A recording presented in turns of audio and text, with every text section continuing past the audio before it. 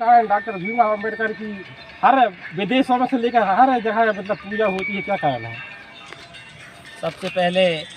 मैं भारत रत्न बोधिसत्व डॉक्टर बाबा साहब भीमराव अम्बेडकर के चरणों में सत्संग नमन करते हुए समस्त देशवासी, प्रदेशवासी और लखनऊ नगरवासियों को, समस्त सिवनी ज़िले के नगरवासियों को डॉक्टर अम्बेडकर की 133वीं जयंती के शुभ अवसर पर हार्दिक हार्दिक शुभकामनाएं देता हूं। और डॉक्टर बाबा साहब अम्बेडकर के संबंध में जितना भी कहा जाए कम है। डॉक्टर बाबा साहब के जीवन पर प्रकाश डालना उसी प्रकार होगा जिस प्रकार से सूर्य को एक दीपक दिखाना है।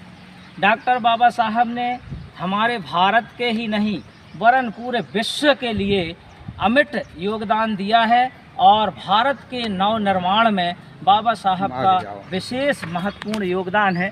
डॉक्टर बाबा साहब ने हमारे देश में ऐसा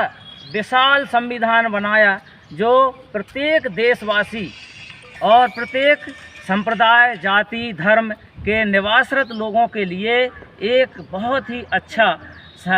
कानून निर्मित किया, जिससे हमारे देशवासियों को समानता, स्वतंत्रता और धार्मिक स्वतंत्रता का अधिकार प्राप्त हुआ। डॉक्टर बाबा साहब ने हमारे देश के दबे कुचले समाज के लोगों के लिए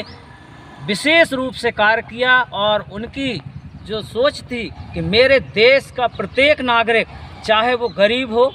चाहे जिनको अधिकार प्राप्त नहीं है, कोई नंगा ना रहे, भूखा ना रहे, ऐसे देश के लिए उन्होंने संविधान का निर्माण किया और संविधान में उन्होंने प्रत्येक नागरिक को समानता का अधिकार दिया, जिससे वो अपने जीवन में प्रत्येक अधिकार के द्वारा अपने जीवन को सफल बना सकें और सर्वांगीण विकास करके और उच्च पदों पर, उच्च मार्ग पर उच्च विकास कर सकें। डॉक्टर बाबा साहब को विदेशों में भी आज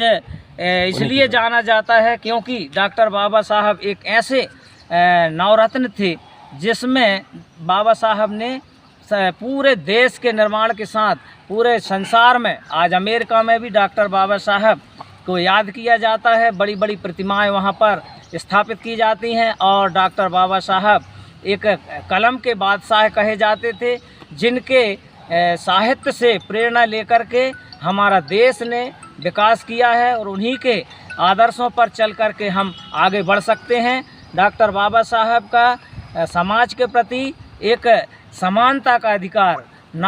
भारत की प्रत्येक महिलाओं के लिए, किसी भी जाति वर्ग की हों, सभी महिलाओं के लिए उन्होंने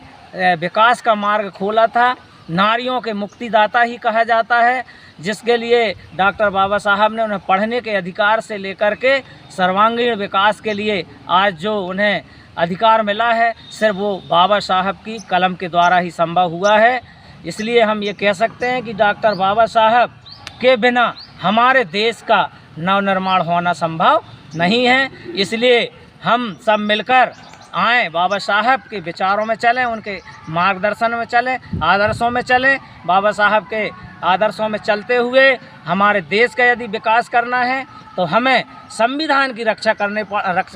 करना पड़ेगा। संविधान की रक्षा करते हुए हमारे अधिकारों को सुयोजित ढंग से रखना पड़ेगा। डॉक्टर बाबा साहब ने जो संविधान दिया है उसकी रक्षा करते हुए हमारे अधिकारों को हम प्राप्त कर सकते हैं, अन्यथा हम उनके बिना अपने अधिकारों को प्राप्त नहीं कर सकते, क्योंकि डॉक्टर बाबा साहब की सोच से अच्छी और संविधान में जो अधिकार दिया है उनसे अच्छा कुछ भी नहीं है। इसलिए हम सबसे पहले संविधान की रक्षा करें, अपने अधिकारों की रक्षा करें और हमारे देश का विकास करें, यही संभव होगा।